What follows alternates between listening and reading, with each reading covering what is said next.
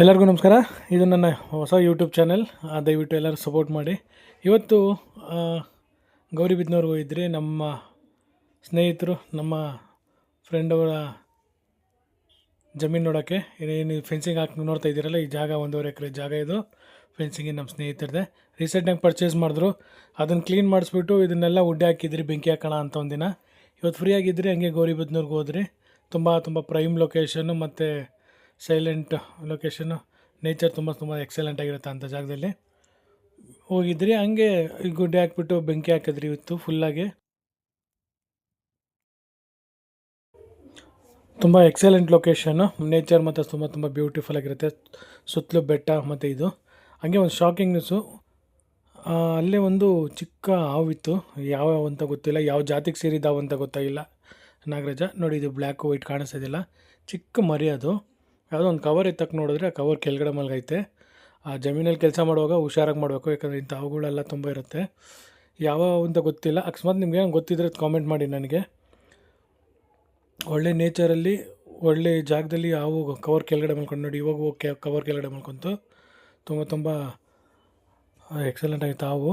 ಅಂದರೆ black and white, ಯಾವ ಜಾತಿಗೆ ಸೇರಿದ ಹಾವು ಅಂತ ಗೊತ್ತಿಲ್ಲ. ಆದರೆ ಅದು ತುಂಬ ಉದ್ದ ಬೇರೆ ಇತ್ತು. ಮರಿನೇ ಇಷ್ಟು ಉದ್ದ ಇದೆ ಅಂದರೆ ಇದರ ಅಮ್ಮ ತುಂಬ ಉದ್ದ ಇರುತ್ತೇನೋ. ಆಮೇಲೆ ಹಾಗೆ ಸ್ವಲ್ಪ ನೋಡಿಬಿಟ್ಟು ಆಚೆ ಕಡೆ ನಮ್ದು ಏನಿದೆ ಕಾಂಪೌಂಡಿಂದ ಆಚೆ ಕಡೆಗೂ ಕಳಿಸ್ಬಿಟ್ರಿ. ನೋಡಿ ಕಾಣಿಸತ್ತೆ ಇವಾಗ ಹೋಗ್ತಾ ಇರೋದು ಹಾವು.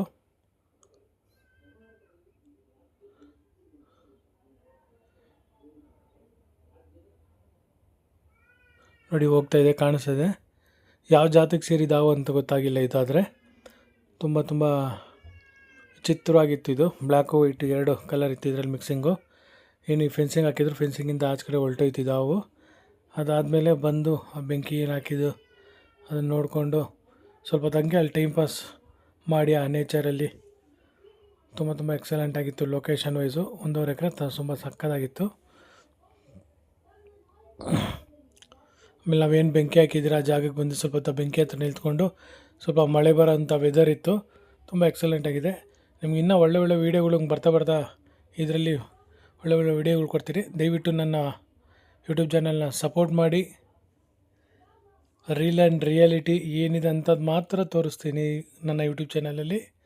ಸಖತ್ತಾಗಿರುತ್ತೆ. ಬರ್ತಾ ಇನ್ನು ನೇಚರ್ಸು, ಒಳ್ಳೆ ವಿಲೇಜಸ್ಸು, ಒಳ್ಳೆ ಟೆಂಪಲ್ಸು ಎಲ್ಲ ಅಪ್ಲೋಡ್ ಮಾಡ್ತೀನಿ ನನ್ನ ಯೂಟ್ಯೂಬ್ ಚಾನಲಲ್ಲಿ.